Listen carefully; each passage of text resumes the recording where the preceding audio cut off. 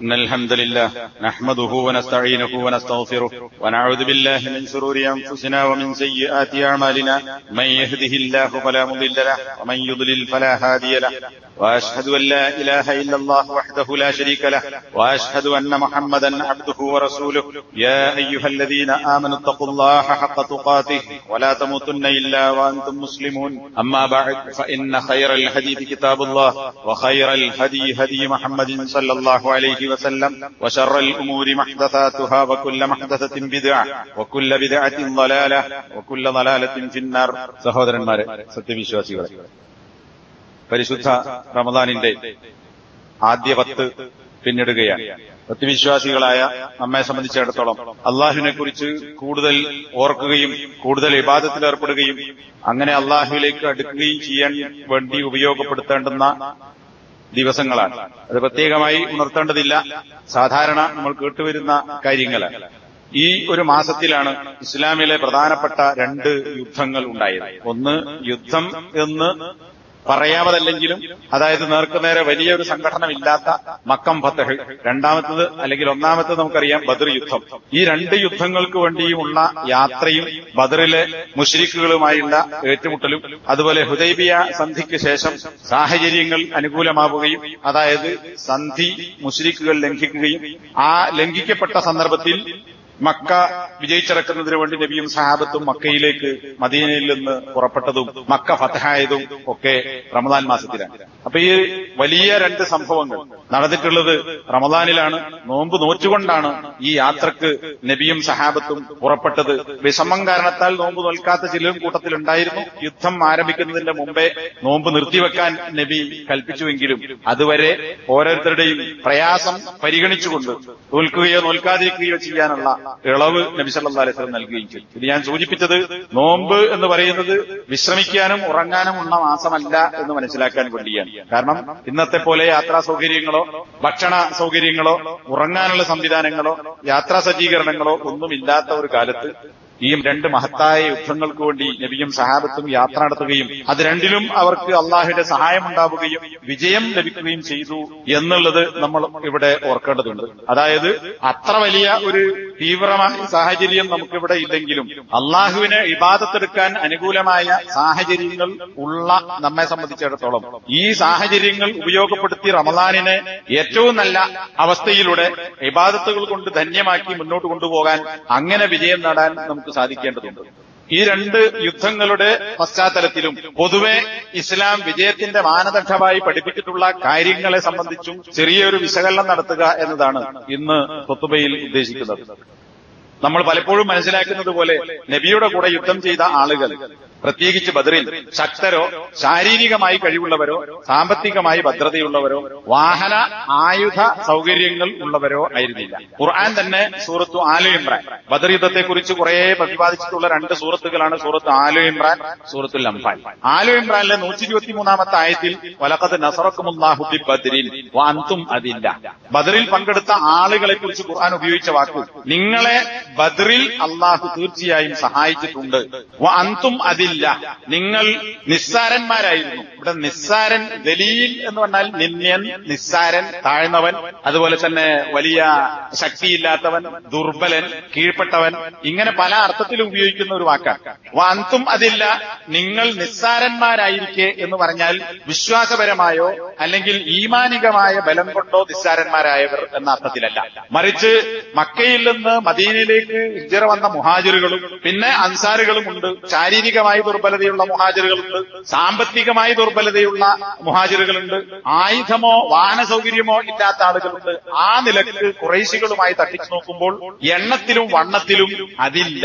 ദുർബലനായിരിക്കെ ബദറിൽ അള്ളാഹു തീർച്ചയായും നിങ്ങളെ സഹായിച്ചിരിക്കുന്നു എന്ന് അള്ളാഹു ബദറിൽ നൽകിയ സഹായത്തെ എടുത്തു പറഞ്ഞുകൊണ്ട് അള്ളാഹു നൽകിയ ഒരു അനുഗ്രഹമായി പറയുകയാണ്. എന്നിട്ട് അള്ളാഹു എന്താ പറയുന്നത്? ലഅല്ലക്കും ലഅല്ലക്കും തഷ്കുറൂൻ. ഈ ദുർബലരായ നിങ്ങളെ ബദറിൽ അള്ളാഹു സഹായിച്ചത് എന്തിനാണ്? ലഅല്ലക്കും തഷ്കുറൂൻ, നിങ്ങൾ നന്ദിയുള്ള ആളുകളാകാൻ വേണ്ടിയാകുന്നു. അപ്പൊ അള്ളാഹു ബദറിൽ ഭൗതികമായി നോക്കുമ്പോൾ പരാജയപ്പെടാൻ 100% സാധ്യതയുള്ള ഈ ദുർബലരായ ആളുകളെ അള്ളാഹു മലക്കുകളെ പോലും അയച്ചുകൊണ്ട് അവിചാരിതമായ മനുഷ്യ ചിന്തക്കപ്പുറത്തുള്ള സഹായത്തിന്റെ മാർഗത്തിലൂടെ അള്ളാഹു വിശ്വാസികൾക്ക് സഹായം നൽകി. അപ്പൊ അത് അങ്ങനെ സഹായിച്ചെന്തിനാണ്? നിങ്ങൾ നന്ദിയുള്ളവരാകാൻ വേണ്ടിയാണ് എന്ന് അള്ളാഹു ആരെ? ബദരീങ്ങൾ അടക്കമുള്ള വിശ്വാസികളെയാണ് അള്ളാഹു ഈ ആയത്തിലൂടെ ഓർമ്മപ്പെടുത്തുന്നത്. സൂറത്തുൽ അംഫാലിലെ 45, 46, 47 ആയത്തുകളിൽ ബദർ യുദ്ധവുമായി ബന്ധപ്പെട്ടുകൊണ്ട് കാര്യങ്ങൾ പറയുന്ന കൂട്ടത്തിൽ ശത്രുക്കളെ കണ്ടുമുട്ടുമ്പോൾ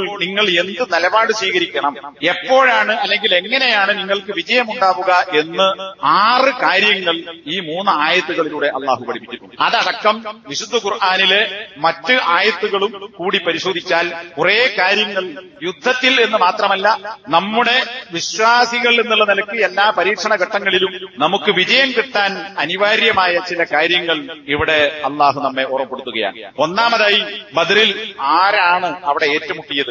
എന്തിന്റെ പേരിലാണ് ബദർ യുദ്ധം ഉണ്ടായത്? 2 കൂട്ടരുടെയും വിശ്വാസം എന്തായിരുന്നു? വിശ്വാസത്തിലെ പാളിച്ചകൾ എന്തായിരുന്നു? എന്തുകൊണ്ട് യുദ്ധമുണ്ടായി?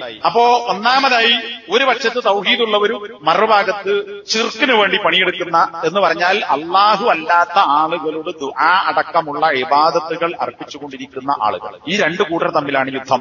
ഔലിയാക്കളെയും അമ്പിയാക്കളെയും ഒക്കെ വിളിച്ച് സഹായം തേടുന്ന ഇബ്രാഹിം നബിയുടെ അനുയായികളാണ് എന്ന് പറയുന്ന, അതുവരെ അവർ മനസ്സിലാക്കിയ നിലക്കുള്ള ചില നമസ്കാരങ്ങൾ, ചില നോമ്പുകൾ, സക്കാത്ത്, സദഖകൾ, ഉംറ, തവാഫ്, സഅയ്, ഹജ്ജ്, ഇഅ്തികാഫ്, നേർച്ച, സാധുക്കളെ സഹായിക്കൽ, കരാർ പാലിക്കൽ, ഇങ്ങനെ ഒരുപാട് ഇസ്ലാം കൽപ്പിച്ചിട്ടുള്ള കാര്യങ്ങൾ, അള്ളാഹുവിനോട് മാത്രം അത്യാപൽ ഘട്ടത്തിൽ സഹായം തേടൽ, ഇതൊക്കെ ഇസ്ലാം പഠിപ്പിച്ചതാണ്. ഇതൊക്കെ ചെയ്യുന്നവരാണ് മറുപക്ഷത്ത്. ഇതൊക്കെ ചെയ്യുന്നവരാണ് നബിന്റെ കൂടെ ഉള്ളവർ. പിന്നെ എന്താ വ്യത്യാസം? അള്ളാഹുവിനോട് മാത്രമേ എപ്പോഴും ദുആ ചെയ്യാൻ പാടുള്ളൂ എന്ന് നബിയും സഹാബത്തും പറയുന്നു. എന്നാൽ അത്യാപൽ ഘട്ടത്തിൽ അല്ലാത്തപ്പോൾ അള്ളാഹു അല്ലാത്തവരോടും സഹായം തേടാം. ഭ്രാന്തന്മാരോടല്ല, നിസ്കരിക്കാത്തവനോടല്ല, കുളിക്കാത്തവനോടല്ല, ബുദ്ധിയില്ലാത്തവനോടല്ല, മറിച്ച് ഔലിയാക്കളോടും അമ്പിയാക്കളോടൊക്കെ സഹായം തേടാം എന്ന് വിശ്വസിക്കുന്നവർ മറുഭാഗം. ഈ ഒരു വ്യത്യാസം. വേറെ മറ്റ് കാര്യങ്ങളിലൊക്കെ ഈ ഞാൻ എണ്ണിപ്പറഞ്ഞ കാര്യങ്ങളൊക്കെ അപ്പുറത്തുണ്ട് ഇപ്പുറത്തുണ്ട്. ഒറ്റ കാര്യത്തിൽ മാത്രമേ വ്യത്യാസമുള്ളൂ. ഒന്ന്, അള്ളാഹുവിനോട് മാത്രം ദുആ ചെയ്യുന്നവർ, മറ്റ് അള്ളാഹു ആപൽഘട്ടത്തിൽ അള്ളാഹുവിനോടും അല്ലാത്തപ്പോൾ അള്ളാഹു അല്ലാത്തവർ ഔലിയാക്കന്മാരോടും മറ്റും അടക്കം ദുആ ചെയ്യുന്ന ആളുകൾ. ഇവർ തമ്മിലാണ് യുദ്ധം. അപ്പൊ ഞാൻ കൂടുതൽ അത് വിശദീകരിക്കേണ്ടതില്ല.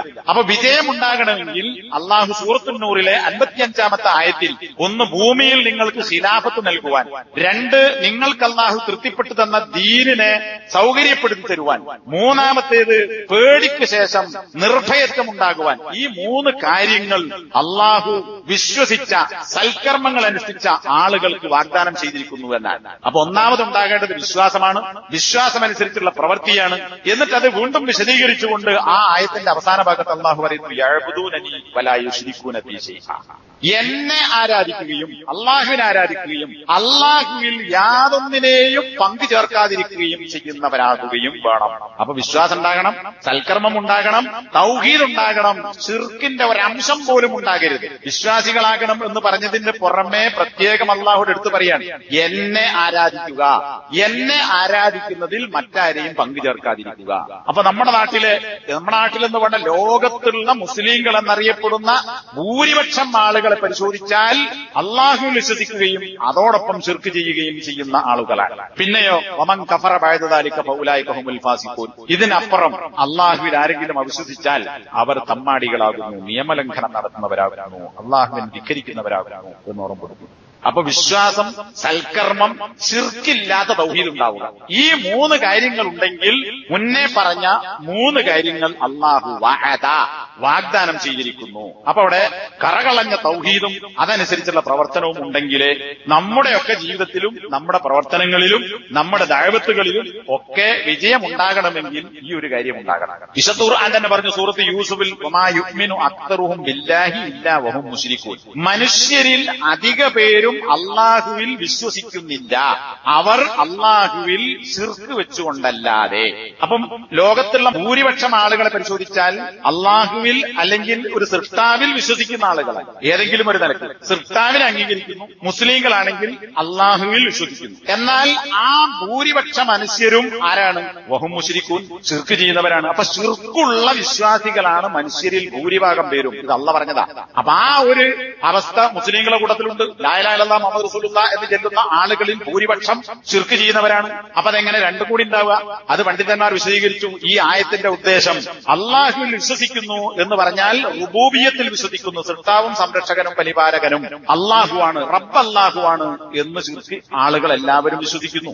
എന്നാൽ വഹും യുശ്രികൂൻ എന്ന് പറഞ്ഞാൽ ഇബാദത്തിന്റെ കാര്യത്തിൽ അവർ ശിർക്ക് ചെയ്യുന്നു. ഉലൂഹിയത്തിൽ ശിർക്ക് വെക്കുക, റുബൂബിയ്യത്തിൽ അള്ളാഹുവിന്റെ തൗഹീദ് അംഗീകരിക്കുക. ഇതാണ് മനുഷ്യരിൽ ഭൂരിഭാഗം പേര്. മുസ്ലിങ്ങളായി അറിയപ്പെടുന്നവരിൽ ഭൂരിപക്ഷത്തെ പരിശോധിച്ചാലും സൃഷ്ടാവും സംരക്ഷകനും പരിപാലകനും അള്ളാഹുവാണ് എന്ന് വിശ്വസിക്കുന്നതോടൊപ്പം തന്നെ ഉലൂഹിയത്തിൽ അള്ളാഹുവിനെ മാത്രമേ ആരാധിക്കാൻ പാടുള്ളൂ എന്ന വിഷയത്തിൽ ശിർക്ക് വെക്കുന്നവരാകുന്നു. നമ്മുടെ നാട്ടിൽ അങ്ങനെ തന്നെയാണ്. അപ്പൊ ഇത് വിജയത്തിന്റെ മാനദണ്ഡത്തിനെതിരാകുന്നു ഈ വിശ്വാസം. അപ്പൊ കറകളഞ്ഞ തൗഹീദും അതനുസരിച്ച് പ്രവൃത്തിയും ഉണ്ടാവുക.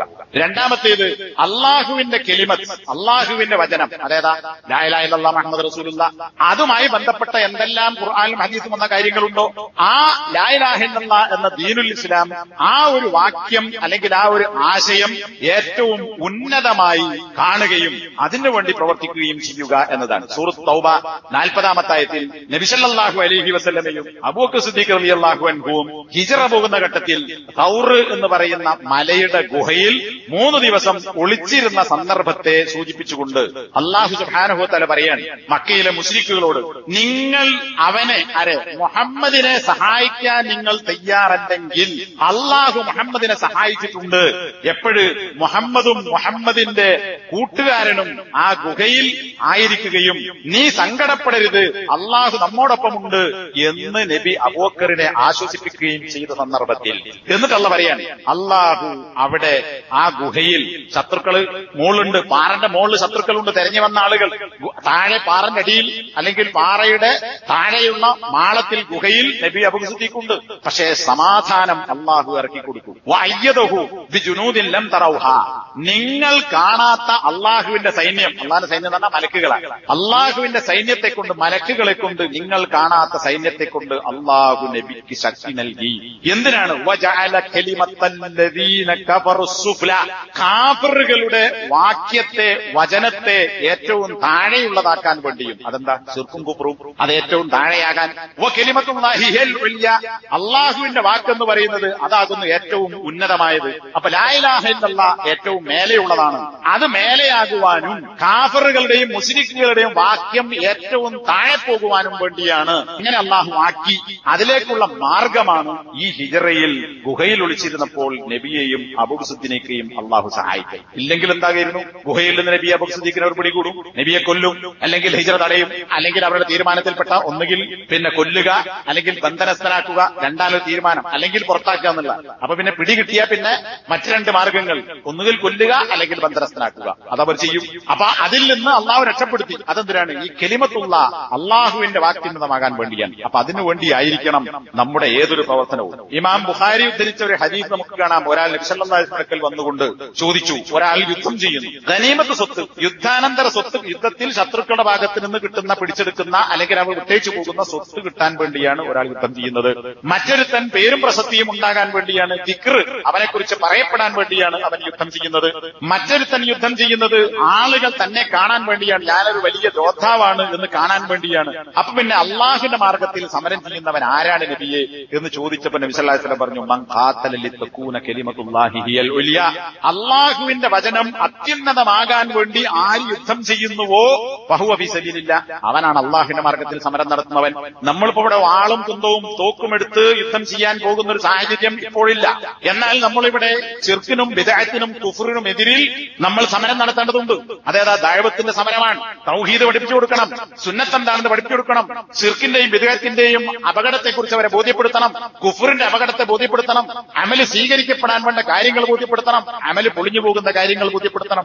ഇത് ഈ ദഅവത്തിന്റെ ഒരു യുദ്ധം ഒരിക്കലും ഒരു മുസ്ലിമിന് ഒഴിവാക്കാൻ പറ്റാത്ത ഒരു കാര്യമാണ്. പക്ഷേ അങ്ങനെയുള്ള കാര്യം ചെയ്യുമ്പോഴും എന്റെ സംഘടന വലുതാണ്, വലുതാകണമെന്നോ ഞാൻ വലുതാകണമെന്നോ ഞാൻ അറിയപ്പെടണമെന്നോ എന്നെ നെറ്റിൽ തെരഞ്ഞു നോക്കിയാൽ എന്റെ പേരുണ്ട് എന്ന് പറയണമെന്നോ അല്ലെങ്കിൽ എന്നെ ഞാൻ സോഷ്യൽ മീഡിയയിൽ നിറഞ്ഞു നിൽക്കുന്ന ആളാണ് എന്ന് കരുതണമെന്നോ ഇതൊന്നും ഇങ്ങനെയൊന്നും ആരെങ്കിലും പ്രവർത്തിച്ചാൽ അത് അള്ളാന്റെ മാർഗത്തിലല്ല.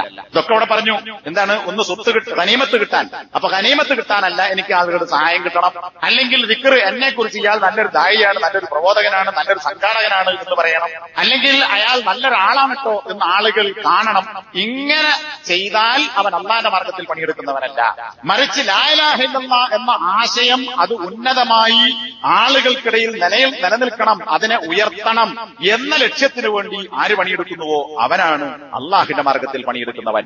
അത് യുദ്ധമാണെങ്കിൽ അത്, ദഅവത്താണെങ്കിൽ അത്, മറ്റ് പ്രവർത്തനങ്ങളിലും അത്. അപ്പോ അള്ളാഹുവിന്റെ എന്ന ലക്ഷ്യം, കലിമത്തുള്ള അത് ഉന്നതമാവുക എന്ന ലക്ഷ്യം ഉണ്ടാകണം. മൂന്നാമത്തേത്, അള്ളാഹുവിന്റെ സഹായം കിട്ടണമെങ്കിൽ അള്ളാഹുവിനോട് നമ്മൾ ചെയ്യുന്ന കരാറുകൾ നമ്മൾ പാലിക്കണം. എങ്കിൽ അള്ളാഹു നമ്മോടുള്ള കരാറും പാലിക്കും. സൂറത്തുൽ ബഖറ വൗഫു ബിഅഹദി ഊഫി ബിഅഹദികും, ഖുർആൻ ഒന്നിലധികം സ്ഥലത്ത് ആവർത്തിച്ച് പറഞ്ഞിട്ടുള്ള കാര്യം. അള്ളാഹു നമ്മോടുള്ള കരാർ എന്താ? കരാറ് ഒന്നാമത്തെ നമ്മൾ മനസ്സിലാക്കി, ഭൂമിയിൽ ഖിലാഫത്ത് നൽകാം, മതം നിങ്ങൾക്ക് സൗകര്യപ്പെടുത്തി തരാം, മതമനുസരിച്ച് ജീവിക്കാനുള്ള സൗകര്യമുണ്ടാക്കാം, ഭയപ്പാടിനെ നീക്കി നിർഭയത്വം നൽകാം. ഇത് അള്ളാന്റെ ഓഫറാണ്.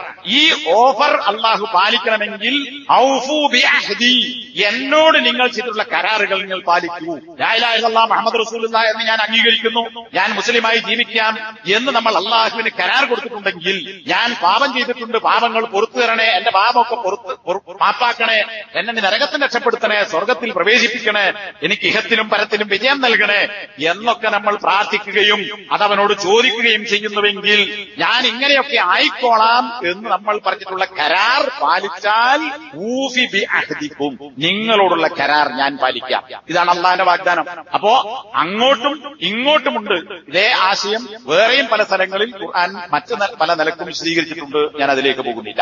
അപ്പോ ഇതേ കാര്യങ്ങൾ നബി സല്ലല്ലാഹു അലൈഹി വസല്ലമയുടെ ഹദീസിൽ നമുക്ക് കാണാം. 5 കാര്യങ്ങൾ മുഹാജിറുകൾ വിളിച്ചുകൊണ്ട് നബി സല്ലല്ലാഹു അലൈഹി വസല്ലമ ഉണർത്തുകയുണ്ടായി. ആ 5 കാര്യങ്ങളിൽ അവസാനത്തേത് മാത്രം ഈ വിഷയവുമായി ബന്ധപ്പെട്ടത് മാത്രം സൂചിപ്പിക്കാം. വിശ്വാസികളായ ആളുകൾ, സഹാബികൾ നബി പറയാൻ, 5 കാര്യങ്ങൾ നിങ്ങളെ വന്ന് പിടിക്കുന്നതിനെ തൊട്ട് ഞാൻ അള്ളാഹുവിൽ രക്ഷ തേടുന്നു. ആരോട്? സഹാബികളോടാ പറയുന്നത്. നിങ്ങൾക്ക് ഈ 5 കാര്യങ്ങൾ വരാതിരിക്കട്ടെ, നിങ്ങൾ സൂക്ഷിക്കണം. അതിൽ 4-മത്തെ കാര്യം എന്താ? അള്ളാഹുവിനോട് ചെയ്തിട്ടുള്ള, പ്രവാചകനോട് ചെയ്തിട്ടുള്ള കരാറുകളെ ലംഘിക്കുക. ഇത് നിങ്ങൾ ചെയ്യരുത്. അതെന്താ? ലാ ഇലാഹ ഇല്ലല്ലാഹ് മുഹമ്മദ് റസൂലുള്ളാഹ്. അതിനർത്ഥം എന്താ? ഞാനത് പാലിച്ച് ജീവിക്കാന്നാണ്. അള്ളാഹുവിനെ ഞാൻ ആരാധിക്കാം, അള്ളാഹു പറഞ്ഞതനുസരിച്ച് ജീവിക്കാം. മുഹമ്മദ് നബി ഞാൻ പ്രവാചകനായി അംഗീകരിക്കുന്നു, മുഹമ്മദ് നബി പറഞ്ഞ കാര്യങ്ങൾ ഞാൻ ജീവിതത്തിൽ പകർത്താം എന്ന് നമ്മൾ അള്ളാഹുവിനോട് കരാർ ചെയ്തിരിക്കുന്നു. ആ കരാറിനെ ലംഘിക്കുകയില്ല. ഇല്ലാ സല്ലല്ലാഹു അലൈഹിം അദുവ്വം മിൻ ഗൈരിഹിം, മുസ്ലിങ്ങളുടെ ഈ കരാർ ലംഘനം നടത്തുന്നവരുടെ മേൽ മുസ്ലിങ്ങളിൽ പെട്ടതല്ലാത്ത മറ്റ് ആളുകളിൽ നിന്ന് ഒരു ശത്രുവിനെ മുസ്ലിങ്ങൾക്കുമേൽ ആധിപത്യം കൊടുത്തിട്ടല്ലാതെ, മുസ്ലിങ്ങൾക്കുമേൽ മുസ്ലിങ്ങളുടെ ശത്രുക്കൾക്ക് ആധിപത്യം അള്ളാഹു കൊടുക്കും. മുസ്ലിങ്ങൾ അള്ളാഹുവിനോടും റസൂലിനോടും ചെയ്തിട്ടുള്ള കരാർ ലംഘിക്കുകയാണെങ്കിൽ, ഇന്ന് ലോകത്ത് മുസ്ലിങ്ങൾ അനുഭവിച്ചുകൊണ്ടിരിക്കുന്ന, നമ്മളൊക്കെ പരിതപിച്ചുകൊണ്ടിരിക്കുന്ന, നമ്മൾ എപ്പോഴും ബേക്കോട്ടാണ്, പിന്നാക്കമാണ്, അധമത്വമാണ്, രക്ഷയില്ല, സഹായമില്ല, അപകടാവസ്ഥയിലാണ്, എന്തു ചെയ്യും എന്നുള്ള വേവലാതിയും പരാതിയുമാണ് എപ്പോഴും നമ്മുടെയൊക്കെ മനസ്സിലുള്ളത്, നമ്മുടെ നാവിലൂടെ പുറത്തേക്ക് വരുന്നത്, നമ്മൾ കേൾക്കുകയും കാണുകയും വായിക്കുകയും ചെയ്തുകൊണ്ടിരിക്കുന്നത്. എന്തുകൊണ്ട്? അള്ളാഹ് പറയാൻ, അള്ളാഹുവിനോട് റസൂലിനോടുള്ള കരാർ മുസ്ലിങ്ങൾ ലംഘിക്കുകയില്ല. അള്ളാഹു ആ കരാർ ലംഘനം നടത്തിയ മുസ്ലിങ്ങൾക്കുമേൽ മുസ്ലിങ്ങളല്ലാത്ത ശത്രുവിനെ മുസ്ലിങ്ങൾക്കുമേൽ ആധിപത്യം കൊടുത്തിട്ടല്ലാതെ. ഇന്ന് മുസ്ലിങ്ങൾ ലോകത്ത് എവിടെയാണെങ്കിലും അവർ അനുഭവിച്ചുകൊണ്ടിരിക്കുന്ന ഏറ്റവും വലിയ ഭവിഷ്യത്ത് എന്ന് പറയുന്നത് മുസ്ലിങ്ങളല്ലാത്ത ആളുകളുടെ ആധിപത്യമാണ്. ആ ആധിപത്യം കൊണ്ടുണ്ടാകുന്ന, അക്രമം കൊണ്ടുണ്ടാകുന്ന, ബോംബ് വർഷം കൊണ്ടുണ്ടാകുന്ന, അതുപോലെ തന്നെ മറ്റു പല അധികാര ശക്തികളെയും ഉപയോഗപ്പെടുത്തിക്കൊണ്ട് ദുർബലരായ മുസ്ലിങ്ങൾക്കുമേൽ അതിക്രമം നടത്തുന്നുവെങ്കിൽ നമ്മൾ ആലോചിക്കണം. ഇതൊക്കെ വിശദീകരിച്ചുകൊണ്ട് പണ്ഡിതന്മാർ ഒരുപാട് എഴുതിയത് കാണാൻ പറ്റും. ഇക്കാലഘട്ടത്തിൽ അനുഭവിച്ചുകൊണ്ടിരിക്കുന്ന കാര്യങ്ങൾ. ഉത്തരവാദികൾ നമ്മൾ അള്ളാഹുവിനുള്ള കരാറിൽ നിന്ന് പുറത്തുപോയി. അതിന്റെ ശിക്ഷയാണ് അള്ളാഹു മറ്റുള്ളവർക്ക് നമുക്കുമേൽ ആധിപത്യം നൽകി. ഞാൻ വിശദീകരിക്കേണ്ടതില്ല, നമ്മളൊക്കെ അനുഭവിക്കുന്നതും പറഞ്ഞുകൊണ്ടിരിക്കുന്നതുമാണ്. 5-മതായി അള്ളാഹു പറയുന്നു, അള്ളാഹു അവതരിപ്പിച്ച കാര്യമനുസരിച്ച് വിധിക്കാതിരിക്കുകയും, അള്ളാഹിന്റെ നിയമം സ്വീകരിക്കുന്നില്ല, അള്ളാഹുവിന്റെ നിയമത്തെ മാറ്റി അതിനെ തെരഞ്ഞെടുക്കാതെ മറ്റ് പലതും അനുസരിച്ച് വിധിക്കുക. അപ്പൊ ഖുർആനിലുള്ള യഥാർത്ഥ ഒരു വിധിയെ, ഒരു തീരുമാനത്തെ മറ്റെന്തെങ്കിലും പ്രീതിയുടെ പേരിൽ, മറ്റെന്തെങ്കിലും പേടിയുടെ പേരിൽ ഇതല്ല ഇസ്ലാം, ഇതല്ല ഈ ആയത്തിന്റെ ആശയം എന്ന് നമ്മൾ പറയുന്നുവെങ്കിൽ അതിനർത്ഥം എന്താ? അള്ളാഹുവിന്റെ ഹുക്കുമിനെ മറ്റെന്തോ കണ്ട്, അല്ലെങ്കിൽ മറ്റെന്തോ പേടിച്ച്, മറ്റെന്തോ മോഹിച്ച്, മറ്റെന്തോ ഭയന്ന് നമ്മൾ മാറ്റി പറയും. അതിന്റെ ഫലം എന്താ? ജഅലല്ലാഹു ബഅ്സഹും ബൈനഹും, മുസ്ലിങ്ങൾക്കിടയിൽ അവരുടെ തകരാറിനെ അവർക്കിടയിൽ അല്ലാഹു ആക്കും. മുസ്ലിങ്ങളുടെ ബഅ്സ്, തകരാർ, കുഴപ്പം മുസ്ലിങ്ങൾക്കിടയിൽ നിന്നാകും. ഇന്നിപ്പോ ലോകത്തിൽ മൊത്തത്തിൽ പരിശോധിച്ചാൽ ഇത് രണ്ടും നമ്മൾ അനുഭവിച്ചുകൊണ്ടിരിക്കുന്നു. മുസ്ലിങ്ങൾക്കിടയിലുള്ള തകരാർ, തമ്മിലുള്ള ഭിന്നത. മറ്റൊന്ന് മുസ്ലിങ്ങളല്ലാത്തവരുടെ ആധിപത്യം കൊണ്ട് മുസ്ലിങ്ങൾ അനുഭവിക്കുന്ന പ്രയാസം. ഇത് രണ്ടും ഇന്ന് ലോകത്ത് നമ്മൾ അനുഭവിക്കുന്നുവെങ്കിൽ, അള്ളാഹുവിന്റെ സഹായം കിട്ടാതെ പോകുന്നുവെങ്കിൽ, ഈ രണ്ട് കാര്യങ്ങളാണ്. അള്ളാഹുവിനോടും പ്രവാചകനോടുമുള്ള കരാർ നമ്മൾ ലംഘിക്കുന്നു, നമ്മൾ കൊടുത്ത വാക്ക് നമ്മൾ പാലിക്കാതെ പോകുന്നു, അള്ളാഹുവിന്റെ ഹുക്കുമിനെ മാറ്റി മറ്റുള്ളതിനെ നമ്മൾ തെരഞ്ഞെടുക്കുന്നു. അതുകൊണ്ട് നമ്മൾ ഗൗരവത്തിൽ ചിന്തിക്കുകയും ആലോചിക്കുകയും ചെയ്യേണ്ടതുണ്ട്. നാലാമത്തെ കാര്യം, അള്ളാഹുവിന്റെ പ്രതിഫലത്തെ, ഖിയാമത്ത് നാളിൽ കിട്ടുന്ന പ്രതിഫലത്തെ ആഗ്രഹിക്കുക. നേരത്തെ പറഞ്ഞു ഭൗതികമായ ഒരു ലക്ഷ്യം ഉണ്ടാകാൻ പാടില്ല. അപ്പൊ പിന്നെ എന്താ വേണ്ടത്? പരലോകത്ത് അള്ളാഹുവിന്റെ പക്കൽ പ്രതിഫലം കിട്ടണം. സൂറത്തുൻ നിസായിലെ 104-ാമത്തെ ആയത്തിൽ യുദ്ധത്തിൽ പങ്കെടുത്ത ആളുകളെ മുറിവ്, നിങ്ങൾക്ക് മുറിവ് പറ്റിയിട്ടുണ്ട്, അവർക്കും മുറിവ് പറ്റിയിട്ടുണ്ട്. രണ്ടൂട്ടർക്കും മുറിവ് പറ്റിയിട്ടുണ്ട്. യുദ്ധം നടത്തിയാൽ അങ്ങോട്ടും ഇങ്ങോട്ടും ചിലപ്പോൾ ഒരു കൂട്ടർക്ക് വിജയം ഉണ്ടായി, ചിലപ്പോൾ മറ്റേ കൂട്ടർക്ക് വിജയം ഉണ്ടാവും. മുസ്ലിങ്ങൾക്ക് ബദറിൽ വിജയം ഉണ്ടായി, ഉഹദിൽ മുസ്ലിങ്ങൾക്ക് പരാജയം ഉണ്ടായി. ബദറിൽ 70 ആളുകൾ ശത്രുക്കളുടെ ഭാഗത്ത് പരാജയപ്പെട്ടു. അതേ അവസ്ഥയിൽ ഉഹദിൽ ഒരു കൊല്ലം കഴിഞ്ഞ് നടന്ന യുദ്ധത്തിൽ മുസ്ലിങ്ങളുടെ ഭാഗത്ത് 70 സഹാബികൾ കൊല്ലപ്പെട്ടു. ബദറിന്റെ നേരെ തിരിച്ചുണ്ടായി. അത് അള്ളാഹു തീരുമാനിച്ച തീരുമാനമാണ്, സിജാലാണ്, മാറി മാറി വരും. ഖുർആൻ തന്നെ പറഞ്ഞിട്ടുണ്ട്. അപ്പോ നിങ്ങൾക്ക് വേദനയുണ്ടോ, അവർക്കും വേദനയുണ്ട്. നിങ്ങൾ വേദനിക്കുന്ന പോലെ അവരും വേദനിക്കുന്നു. പക്ഷേ നിങ്ങൾ തമ്മിലുള്ള വ്യത്യാസം എന്താ? വതർജൂന മിനല്ലാഹി മാ ലാ യർജൂൻ, അവർ ആഗ്രഹിക്കാത്ത ഒന്ന് നിങ്ങൾ അള്ളാഹുവിൽ നിന്ന് ആഗ്രഹിക്കുന്നു. അവിടെയാണ് വ്യത്യാസം. കാഫിറുകൾക്ക് അള്ളാഹുവിന്റെ പക്കൽ നിന്ന് ഒന്നും പ്രതീക്ഷിക്കാനില്ല, മരിച്ചിട്ടുള്ളത് കിട്ടും. എന്നാൽ നിങ്ങൾക്ക് അവർ പ്രതീക്ഷിക്കാത്തൊരു പ്രതീക്ഷയുണ്ട്. മുറിവേറ്റാലും, മരിച്ചാലും, സമ്പത്ത് പോയാലും, മാനം പിച്ചു ചീന്തപ്പെട്ടാലും, പരിഹസിക്കപ്പെട്ടാലും ഇതിനൊക്കെ നാളെ അള്ളാഹുവിന്റെ അടുക്കൽ പ്രതിഫലം കിട്ടും എന്നൊരു പ്രതീക്ഷ. അപ്പൊ അതുകൊണ്ട് നമ്മൾ ബേജാറാകേണ്ടതില്ല. എന്ത് ആക്ഷേപങ്ങളും പരിഹാസങ്ങളും അധിക്ഷേപങ്ങളും ഉണ്ടായാലും അള്ളാഹുവിന്റെ പക്കൽ ഇതിനൊക്കെ പകരം പ്രതിഫലം അള്ളാഹു നൽകും എന്ന പ്രതീക്ഷ എല്ലാ മേഖലകളിലും നമുക്കുണ്ടാകണം. ഭൗതികമായ ലക്ഷ്യമല്ല ഉണ്ടാകേണ്ടത്. ബദർ യുദ്ധവുമായി ബന്ധപ്പെട്ട് നബി സല്ലല്ലാഹു അലൈഹി വസല്ലം ഒരാവശ്യമുണ്ട്, വാഹനമുള്ളവരൊക്കെ പുറപ്പെടണം. അപ്പൊ ചില ആൾക്കാരൊക്കെ ഇങ്ങനെ വാഹനമല്ല, അങ്ങനല്ല എന്നൊക്കെ പ്രശ്നം പറഞ്ഞു. കാരണം വാഹനമില്ലാത്തവരുണ്ട്, പെട്ടെന്നൊരു യാത്ര പറയാണ്. അപ്പൊ നബി പറഞ്ഞു അതൊന്നും പറയേണ്ടതില്ല, ഉള്ളവർ മാത്രം പോന്നാൽ മതി. യുദ്ധത്തിന് പോരാൻ വാഹനം, ഒട്ടകമോ കുതിരയോ കഴുതയോ യാത്ര ചെയ്യാവുന്ന 4 കാലുള്ള മൃഗം, അതാണ് അന്നത്തെ വാഹനം. വാഹനമുള്ളവർ മാത്രം പുറപ്പെട്ടാൽ മതി, അല്ലാത്തവരൊന്നും പുറപ്പെടേണ്ടതില്ല. അങ്ങനെ നബിയും സഹാബത്തും പുറപ്പെട്ടു. മുശ്രിക്കുകൾ ബദറിൽ എത്തുന്നതിന്റെ മുമ്പേ നബിയും സഹാബികളും ബദർ യുദ്ധക്കളത്തിന്റെ അടുത്തെത്തി. അങ്ങനെ മുശ്രിക്കുകൾ ബദറിനോടടുത്തു. അപ്പോൾ നബി സല്ലല്ലാഹു അലൈഹി വസല്ലം പറഞ്ഞു, നിങ്ങൾ ഒരു കാര്യവും എന്റെ അനുവാദം ലഭിക്കാതെ ചെയ്തു പോകരുത്. കാരണം നബിയാണ് നായകൻ, അള്ളാഹുവിന്റെ വഴിയിട്ടുന്ന ആളാണ്, സൈന്യത്തിന്റെ തലവൻ നബിയാണ്. എന്റെ അനുവാദമില്ലാതെ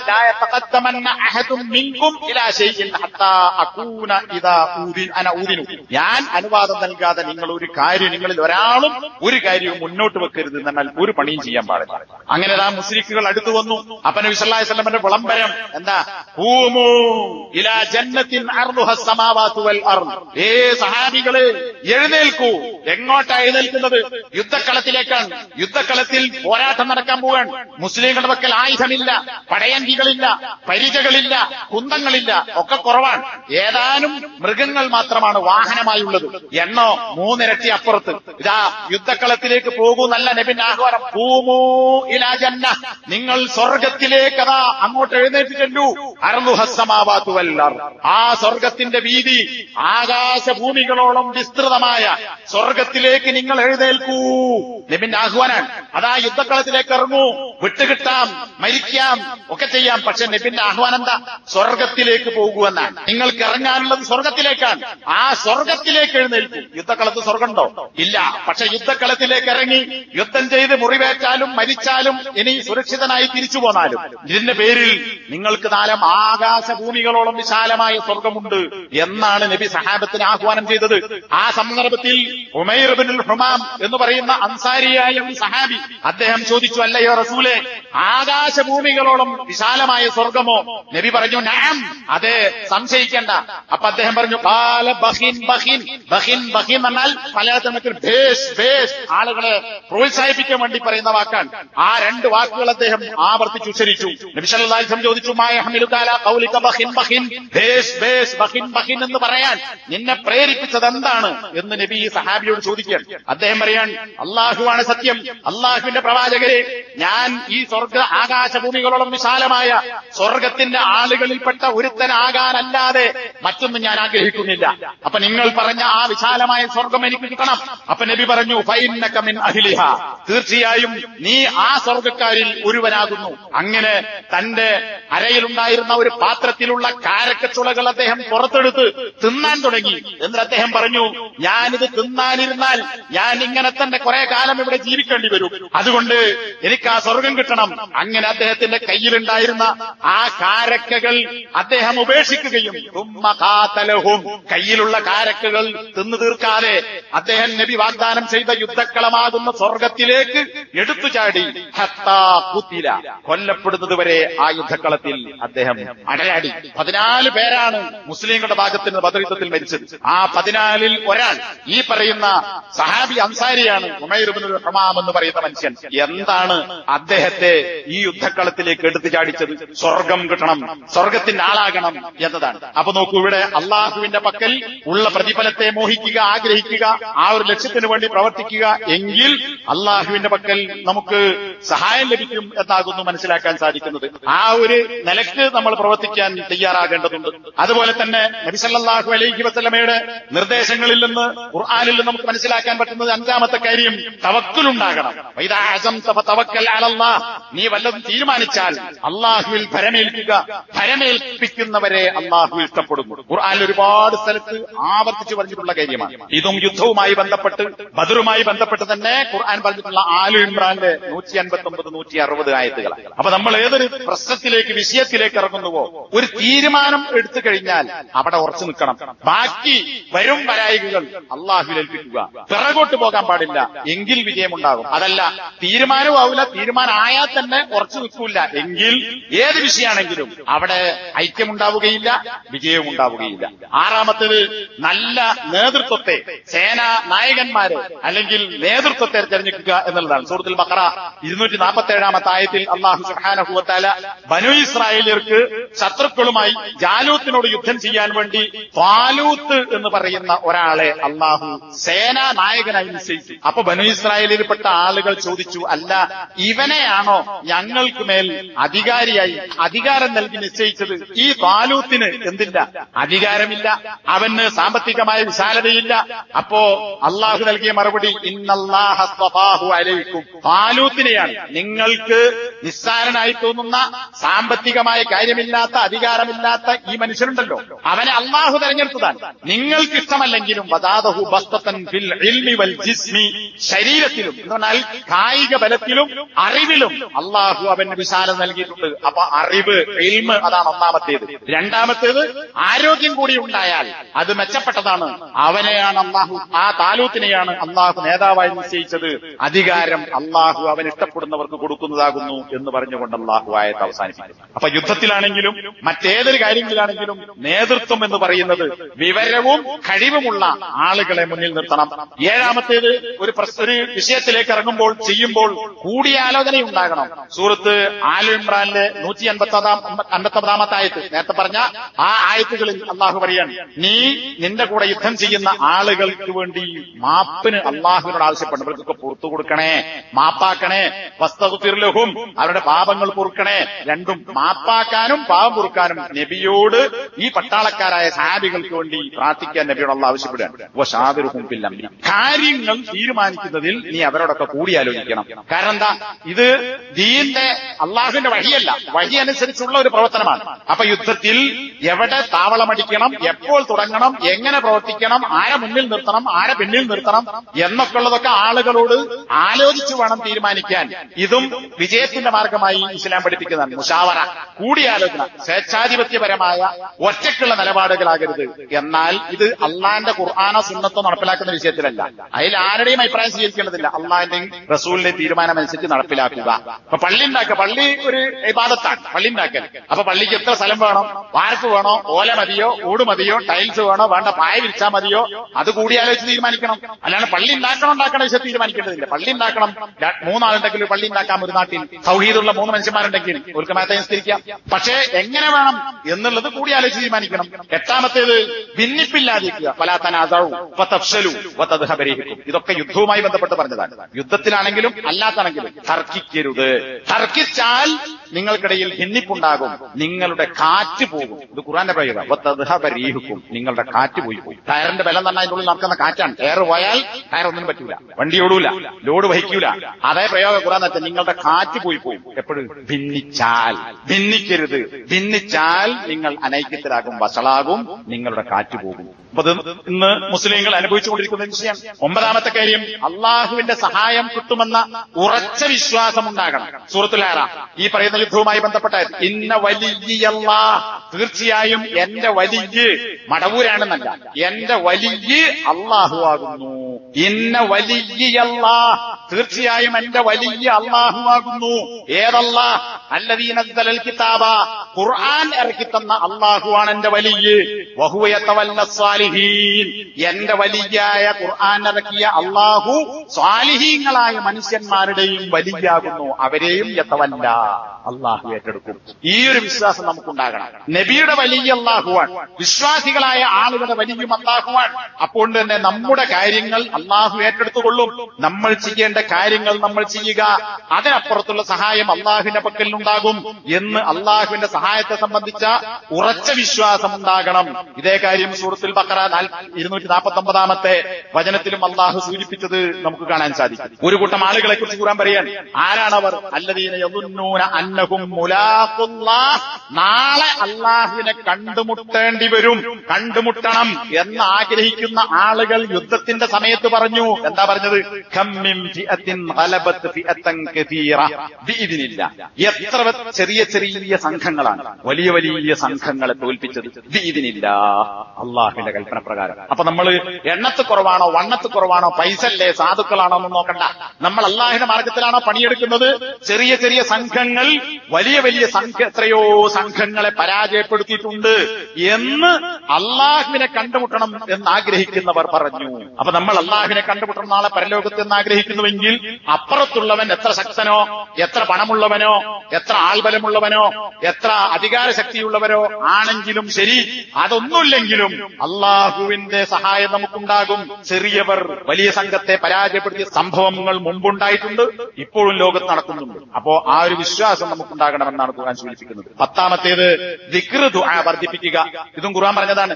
അംഫാൽ 45-ാമത്തെ ആയത്ത്, നേരത്തെ പറഞ്ഞ 45, 46, 47 6 കാര്യങ്ങൾ പറഞ്ഞ കൂട്ടത്തിൽ ഒന്ന് വദ്കുറുല്ലാഹ കസീറാ, നിങ്ങൾ അള്ളാഹുവിനെ ധാരാളമായി ഓർക്കുക. ലഅല്ലക്കും തുഫ്ലിഹൂൻ, നിങ്ങൾ വിജയിക്കുന്നതിന് വേണ്ടി. അപ്പൊ യുദ്ധത്തിലാണെങ്കിലും നമ്മുടെ ദഅവാ മേഖലയിലാണെങ്കിലും ഏത് സന്ദർഭത്തിലാണെങ്കിലും അള്ളാഹുവിനെ ധാരാളമായി ഓർക്കുക, നിങ്ങൾ വിജയിക്കാൻ വേണ്ടി. അപ്പൊ വിജയം കിട്ടണമെങ്കിൽ അള്ളാഹുവിനെ സംബന്ധിച്ചുള്ള ദിക്റുകളും അതുപോലെ തന്നെ ദുആകളും ഉണ്ടായിക്കൊണ്ടാണ് നമ്മുടെ പ്രവർത്തനത്തിലേക്ക് ഇറങ്ങേണ്ടത്. നമ്മൾ ആലോചിച്ച് നോക്കൂ, നമ്മൾ ദിക്ർ നടത്തുന്നുണ്ടോ? രാവിലെയും വൈകുന്നേരമുള്ള ദിക്റുകൾ ചെല്ലുന്നുണ്ടോ? മറ്റു പല സന്ദർഭങ്ങളിലും ഉറങ്ങുമ്പോഴും ഉണരുമ്പോഴും ഭക്ഷണം കഴിക്കുമ്പോഴും ഭക്ഷണം കഴിച്ചതിന് ശേഷവും അങ്ങനെ പല സന്ദർഭങ്ങളിലും പ്രവാചകൻ പഠിപ്പിച്ച ദിക്റുകളും ദുആകളും നമ്മൾ നടത്തുന്നുണ്ടോ? അള്ളാഹുവിനോട് സഹായം ചോദിക്കുന്നുണ്ടോ? ഇല്ലേ? എങ്കിൽ പിന്നെ എങ്ങനെ സഹായം കിട്ടും? നബി സല്ലല്ലാഹു അലൈഹി വസല്ലം ബദർ യുദ്ധത്തിൽ നടത്തിയ പ്രാർത്ഥന മുസ്ലിം ഉദ്ധരിച്ച ഹദീസ് നമുക്ക് കാണാം. യുദ്ധത്തിന്റെ തലേന്ന് രാത്രി നബി സല്ലല്ലാഹു അലൈഹി വസല്ലം അങ്ങനെ കാണിച്ചു കൊടുക്കാൻ. കണ്ടോ, ഇതാ യുദ്ധക്കളത്തിൽ ഇന്ന സ്ഥലത്ത് നാളെ മുശ്രിക്കുകളിൽപ്പെട്ട ഇന്ന മനുഷ്യൻ മരിച്ചു വീഴും, ഇവിടെ ഇന്ന മനുഷ്യൻ മരിക്കും, ഇവിടെ ഇന്നവൻ മരിച്ചു വീഴും, ഇവിടെ ഇന്നവൻ മരിച്ചു വീഴും. ആളുകളുടെ പേരെണ്ണി പറഞ്ഞ് മസ്റ, വീഴുന്ന സ്ഥലം, പതിക്കുന്ന സ്ഥലം ഇന്നതാകുന്നു എന്ന് തലേന്ന് നബി സല്ലല്ലാഹു അലൈഹി വസല്ലം ഇങ്ങനെ അടയാളപ്പെടുത്തി കാണിച്ചു കൊടുത്തു ബദർ യുദ്ധക്കളത്തിൽ. അതേ സ്ഥലങ്ങളിൽ നബി സല്ലല്ലാഹു അലൈഹി വസല്ലം തലേന്ന് കാണിച്ചു കൊടുത്ത അതേ ആളുകൾ ആ സ്ഥലത്ത് മരിച്ചു വീണു. ഇത് ചരിത്രമാണ്, ഇത് കഥയല്ല. അപ്പൊ അള്ളാഹുവിന്റെ വഹി അനുസരിച്ചുണ്ടായ യുദ്ധമാണ്, നേതൃത്വം അള്ളാന്റെ ഭാഗത്തു നിന്നാണ്, നബിയെ നടപ്പിലാക്കുന്നു, സഹാബികൾ അതനുസരിച്ച് പ്രവർത്തിക്കുന്നു. അവിടെ നബി സല്ലല്ലാഹു അലൈഹി വസല്ലം യുദ്ധത്തിന്റെ തലേ ദിവസം അള്ളാഹിനോട് പ്രാർത്ഥിക്കുക, അല്ലാഹുമ്മ അൻജിസ്ലി മാ വഅതനി. ആവർത്തിച്ച് നബി 2 വട്ടം പറഞ്ഞു, അല്ലാഹുവേ എന്നോട് നീ വാഗ്ദാനം ചെയ്തത് നീ നടപ്പിലാക്കണമേ. അല്ലാഹുമ്മ ആതി മാ വഅതനി, എന്നോട് നീ വാഗ്ദാനം ചെയ്തത് നീ നൽകണമേ. അല്ലാഹുമ്മ ഇൻ തുഹ്ലിക് ഹാദിഹിൽ ഇസാബ മിൻ അഹ്ലിൽ ഇസ്ലാം ലാ തുഅബദു ഫിൽ അർദ്. നീ ഈ കൊച്ചു സംഘത്തെ, അപ്പോൾ 1000 ഇവിടെ 313ഓളം ആളുകളല്ലോ, ഈ കൊച്ചു സംഘത്തെ നീ സഹായിക്കുന്നില്ല എങ്കിൽ നാളെ ഈ ഭൂമിയിൽ നീ ആരാധിക്കപ്പെടുകയില്ല. അല്ലാഹുവേ, അതുകൊണ്ട് എന്റെ കൂടെയുള്ള ഈ സാധുക്കളായ കൊച്ചു സംഘത്തെ, ആയുധമില്ലാത്ത ശക്തിയില്ലാത്ത ഈ ആളുകളെ നീ വിജയിപ്പിക്കണമേ. നീ വാഗ്ദാനം ചെയ്തത് എനിക്ക് നടപ്പിലാക്കണമേ, വാഗ്ദാനം ചെയ്ത് നീ നൽകണമേ എന്ന് ആവർത്തി നബി സല്ലല്ലാഹു അലൈഹി വസല്ലം പ്രാർത്ഥിച്ചു. നബിന്റെ തോളിൽ മുണ്ടുണ്ട്. ആ മുണ്ട് പ്രവാചകൻ 2 കൈയും ഉയർത്തി നീട്ടിയിട്ടുണ്ട്. ആ കൈ നീട്ടിയ കാരണത്താൽ തോളിലുള്ള മുണ്ട് താഴോട്ട് വീണുപോയി. അബൂബക്കർ സിദ്ദീഖ് റളിയല്ലാഹു അൻഹു വന്ന് ആ മുണ്ടെടുത്ത് നബിയുടെ തോളിലിട്ടു എന്ന് ഇവിടെ ഒരു തെറ്റിദ്ധാരണ ഉണ്ട്. ആളുകൾ പറയും നബി സല്ലല്ലാഹു അലൈഹി വസല്ലം ബദറിൽ സുജൂദിൽ കിടന്ന് പ്രാർത്ഥിച്ചു. സുജൂദ് കിടന്നല്ല പ്രാർത്ഥിച്ചത്, ഈ ഹദീസിന് വ്യക്തമാണ്, നിന്നാ പ്രാർത്ഥിച്ചത്, കൈ നീട്ടി. അതുകൊണ്ടാണ് തോളിന് മുണ്ട് താഴോട്ട് വീണുപോയത്. അബൂബക്കർ സിദ്ദീഖ് ആ മുണ്ടെടുത്ത് തോളിട്ടു. എന്നിട്ട് പറഞ്ഞു, അല്ലയോ പ്രവാചകരെ, നിങ്ങൾ എന്തിനാണ് അള്ളാഹുവിനോട് ഇങ്ങനെ ചോദിച്ചുകൊണ്ടിരിക്കുന്നത്? തീർച്ചയായും താങ്കൾ ചോദിക്കുന്ന കാര്യം അള്ളാഹു സുബ്ഹാനഹു വ തആല അവന്റെ കരാർ നടപ്പിലാക്കുക തന്നെ ചെയ്യും നിങ്ങൾക്ക് വേണ്ടി. അതുകൊണ്ട് നിങ്ങൾ വിഷമിക്കേണ്ടതില്ല എന്ന് മുണ്ട് തോളിലിട്ട് കൊടുത്ത് പിന്നിലൂടെ വന്ന് നബി സല്ലല്ലാഹു അലൈഹി വസല്ലമയോട് അബൂബക്കർ സിദ്ദീഖ് റളിയല്ലാഹു അൻഹു ആശ്വസിപ്പിക്കുകയാണ്. ആ സമയത്താണ് അള്ളാഹുവിന്റെ ആയത്തിറങ്ങുന്നത്, ഇദ് തസ്തഗീഥൂന റബ്ബക്കും ഫസ്തജാബ ലക്കും അന്നീ മുമിദ്ദുക്കും ബിഅൽഫിൻ മിനൽ മലായികതി മുർദിഫീൻ എന്ന് തുടങ്ങുന്ന ആയത്ത് അള്ളാഹു സുബ്ഹാനഹു സൂറത്തുൽ അംഫാലിലെ ആയത്ത് അള്ളാഹു അവതരിപ്പിച്ചു. എന്താണ്? നിങ്ങൾ അള്ളാഹുവിനോട് റബ്ബിനോട് ഇസ്തിഗാസ നടത്തിയ സന്ദർഭം, നബിന്റെ പ്രാർത്ഥന അതാണ് ഇസ്തിഗാസ. വിഷമം പിടിച്ച ഘട്ടത്തിൽ വാഗ്ദാനങ്ങൾ നടപ്പിലാക്കണേ എന്ന് അള്ളാഹുവിനുള്ള പ്രാർത്ഥന, അതാണ് ഇസ്തിഗാസ. നിങ്ങൾ അള്ളാഹുവിനോട്, നബി മാത്രമല്ല സഹാബത്തും പ്രാർത്ഥിക്കുന്നുണ്ട്, നിങ്ങൾ അള്ളാഹുവിനോട് നടത്തിയ ഇസ്തിഗാസ, ആ ഇസ്തിഗാസ അള്ളാഹു നിങ്ങൾക്ക് ഉത്തരം നൽകി. അന്നീ മുമിദ്ദുക്കും ബിഅൽഫിൻ മിനൽ മലായികതി മുർദിഫീൻ, തുടർച്ചയായി വന്നുകൊണ്ടിരിക്കുന്ന 1000, അതിനേക്കാൾ കൂടിയ എണ്ണവും ഖുർആനിൽ തന്നെ പറഞ്ഞത് കാണാം. 1000ഉം 3000ഉം പറഞ്ഞു. അപ്പൊ 1000 മലക്കുകളെ കൊണ്ട് നിങ്ങളെ ഞാൻ സഹായിക്കാം എന്ന് അള്ളാഹു ഉത്തരം നൽകി. ഫഅമദ്ദഹുല്ലാഹു ബിൽ മലായിക, അങ്ങനെ മലക്കുകളെ കൊണ്ട് അള്ളാഹു സഹായം നൽകി. അപ്പൊ നോക്കൂ, ഈ ആയത്ത് അള്ളാഹു അവതരിപ്പിച്ചത് ഈ പശ്ചാത്തലത്തിലാണ്. അപ്പൊ നോക്കൂ, നബി സല്ലല്ലാഹു അലൈഹി വസല്ലം അള്ളാഹുവിന്റെ കൽപ്പനയനുസരിച്ച് പുറപ്പെട്ട യുദ്ധത്തിൽ അള്ളാഹുവിനോട് അങ്ങേയറ്റം വിനയത്തോടെ കൈപൊക്കിക്കൊണ്ട് പ്രാർത്ഥിക്കുക. ഇത് അള്ള പറഞ്ഞയച്ചതല്ലേ, അള്ള സഹായിക്കാതെക്കോ, പിന്നെന്തിന് പ്രാർത്ഥിക്കണം എന്ന് വിചാരിച്ചില്ല. നബിയും സഹാബത്തും പ്രാർത്ഥിച്ചു. 11ാമത്തെ കാര്യം, തിന്മകളിൽ നിന്ന് വിട്ടു നിൽക്കുക. 12 ക്ഷമ. നേരത്തെ പറഞ്ഞ ആയത്തിൽ 46ാമത്തെ ആയത്തിൽ വസ്ബിറൂ, യുദ്ധത്തിന് ഇറങ്ങുമ്പോൾ നിങ്ങൾ ക്ഷമിക്കണം.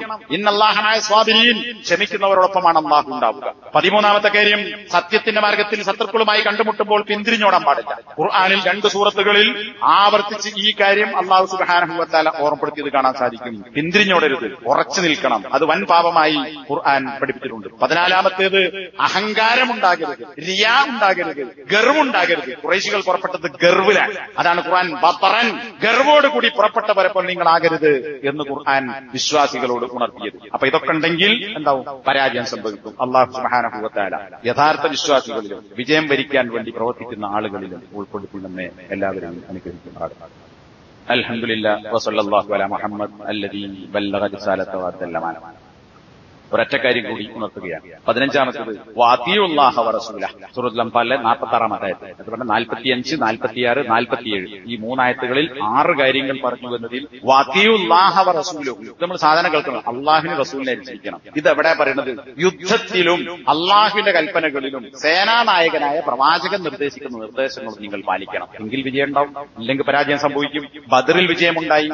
അതേ സഹാബികൾ ഉഹുദിൽ യുദ്ധം നടത്തി, വേറെ ആളുകൾ കൂടെ ഉണ്ടായിരുന്നു. പക്ഷേ ഉഹുദിൽ പരാജയപ്പെട്ടു, 70 ആളുകൾ മരിച്ചു. എന്താ കാര്യം? നബി സല്ലല്ലാഹു അലൈഹി വസല്ലമ അവിടെ കാണുന്ന ആ ചെറിയ മല, ജബലുർ റുമാത്ത് എന്നറിയപ്പെടുന്ന അമ്പെയ്ത്തുകാരുടെ മല എന്നറിയപ്പെടുന്ന മലന്റെ മുകളിൽ അബ്ദുല്ലാഹി ഇബ്നു ജുബൈറിന്റെ നേതൃത്വത്തിൽ 50 അമ്പെയ്ത്തുകാരെ നിർത്തിയിരുന്നു. ഇവിടെ മല, ഇതൊരു ചെറിയ മലയാണെങ്കിൽ അപ്പുറത്ത് വലിയ ഉഹുദ്. ആ ഉഹുദിന്റെയും ഈ മലന്റെയും ഇടക്കാണ് 2 കൂട്ടരും തമ്പടിച്ചിട്ടുള്ളത്. അപ്പുറത്ത് മുശ്രിക്കുകൾ, ഇപ്പുറത്ത് മുസ്ലിങ്ങൾ. ഈ മലന്റെ മുകളിൽ 50 അമ്പെയ്ത്തുകാരെ നിർത്തി. നബി സല്ലല്ലാഹു അലൈഹി വസല്ലം പറഞ്ഞു, യുദ്ധക്കളത്തിൽ എന്ത് സംഭവിച്ചാലും ശരി, വിജയമോ പരാജയമോ എന്തുണ്ടായാലും ശരി, എന്റെ കൽപ്പന കിട്ടാതെ അവിടെ നിന്ന് ഇറങ്ങിപ്പോരാൻ പാടില്ല എന്ന് പറഞ്ഞു. പക്ഷേ ഈ 50 സഹാബികളിൽ ഏതാനും പേരൊഴിച്ച് മുസ്ലിങ്ങൾക്ക് വിജയമുണ്ടായി എന്ന് കണ്ടപ്പോ ശത്രുക്കളിൽ നിന്നുള്ള ആയുധങ്ങളും സമ്പത്തുകളും ഒക്കെ കിട്ടും എന്ന് മനസ്സിലാക്കി അത് വാരിക്കൂട്ടാൻ വേണ്ടി ഈ സേനാനായകന്റെ നബിന്റെ നിർദ്ദേശവും സേനാനായകന്റെ നിർദ്ദേശവും ലംഘിച്ചുകൊണ്ട് യുദ്ധകളത്തിലേക്ക് ഇറങ്ങി. സഹാബികളാണ്, തെറ്റാർക്കും പറ്റാലോ. നബി ശക്തമായ നിർദ്ദേശം അനങ്ങാൻ പാടില്ല എന്റെ നിർദ്ദേശം കിട്ടാതെ. നബിന്റെ നിർദ്ദേശവും ഈ സേനാനായകന്റെ അബ്ദുല്ലാഹി ജുബൈറിന്റെ നിർദ്ദേശവും ലംഘിച്ചു. എന്തുണ്ടായി ഫലം? ഈ അവസരം നോക്കി ഈ മലയുടെ പിൻഭാഗത്തുകൂടി ഖാലിദുൽ വലീദ്, അന്ന് മുശ്രിക്കാൻ പിന്നെ മുസ്ലിമായി, ഖാലിദ് വലിയുടെ നേതൃത്വത്തിൽ കുതിരപ്പടയാളികൾ ഇതിന്റെ ബേക്ക് കൂടി വന്നു. ഈ മലമുകളിൽ ഉണ്ടായിരുന്ന ബാക്കിയുള്ള ആളുകളെ അമ്പെയ്ത് കൊന്നു. മലന്റെ ബേക്ക് കൂടി ഇപ്പുറത്തുകൂടി വന്നിട്ട് വളഞ്ഞു. അപ്പൊ ഇവിടെ ഖാലിദ് വലീദിന്റെ സൈന്യം, അപ്പുറത്ത് മുശ്രിക്കുകൾ, അവിടെ ഉഹുദ്, ഇവിടെ ഈ മല, ഇതിന്റെ ഇടക്ക് നബിയും സഹാബത്തും കൂടി നടുവിൽ. അങ്ങനെയാണ് 70ഓളം ആളുകൾ കൊല്ലപ്പെടുന്നത്. എന്താ കാര്യം? ഒരൊറ്റ കാരണം, നബി സല്ലല്ലാഹു അലൈഹി വസല്ലമ എന്റെ നിർദ്ദേശം കിട്ടാതെ അവിടുന്ന് ഇറങ്ങാൻ പാടില്ല എന്ന കൽപ്പന ലംഘിച്ചു. കുറച്ച് ഭൗതിക മോഹണ്ടായി. വിജയിക്കല്ലേ നമ്മൾ ഇവിടെ കണ്ട പോവാൻ അതന്നെ. അപ്പോ ഇതെന്തായി? 70ഓളം സഹാബികൾ, ഹംസ റളിയല്ലാഹു അൻഹു അടക്കമുള്ള പ്രമുഖരായ സഹാബികൾ മരിക്കാൻ ഈ ഒരു അനുസരണക്കേട് കാരണമായി. ഇതൊരു പാഠം. അപ്പോ അവിടെ 15 കാര്യങ്ങൾ ഞാൻ ഇവിടെ വിശദീകരിച്ചു. ഇതൊക്കെ നമ്മുടെ ജീവിതത്തിൽ യുദ്ധത്തിലാണെങ്കിലും അല്ലാത്തപ്പോഴാണെങ്കിലും ദഅവാ മേഖലയിലും ഒക്കെ നമ്മൾ മനസ്സിലാക്കേണ്ട കാര്യങ്ങളാണ്. ഇതില്ലെങ്കിൽ നമുക്ക് നല്ല സഹായം ഉണ്ടാവില്ല. അപ്പൊ സഹായം എല്ലാ നിലക്കും ഉണ്ടാകണമെങ്കിൽ ഈ പറഞ്ഞ കാര്യങ്ങൾ നമ്മൾ പാലിക്കണം. അങ്ങനെ പാലിക്കുന്ന യഥാർത്ഥ വിശ്വാസികളാകാൻ, ആ ഒരു കരുത്ത് നേടിയെടുക്കാൻ ഈ റമളാന്റെ ബാക്കിയുള്ള ദിവസങ്ങൾ ദിക്ർ കൊണ്ടും ദുആ കൊണ്ടും തൗഹീദ് കൊണ്ടും എല്ലാ അമലുകൊണ്ടും നമ്മൾ ഉപയോഗപ്പെടുത്തുക. അള്ളാഹു ഈ റമളാനിനെ ഉപയോഗപ്പെടുത്തുന്ന യഥാർത്ഥ നോമ്പുകാരിലും അങ്ങനെ നാളെ റയ്യാൻ എന്ന കവാടത്തിലൂടെ സ്വർഗ്ഗത്തിൽ പ്രവേശിക്കുന്ന വിശ്വാസികളിലും ഉൾപ്പെടാൻ നമുക്ക് എല്ലാവർക്കും അള്ളാഹു തൗഫീഖ് നൽകുമാറാകട്ടെ. അള്ളാഹുവെ, നല്ല വിശ്വാസവും നല്ല അമലും അത് സ്വീകരിക്കപ്പെടുന്നവരുമായ ആളുകളിൽ ഞങ്ങളെയൊക്കെ നീ ഉൾപ്പെടുത്തണേ റഹ്മാനെ.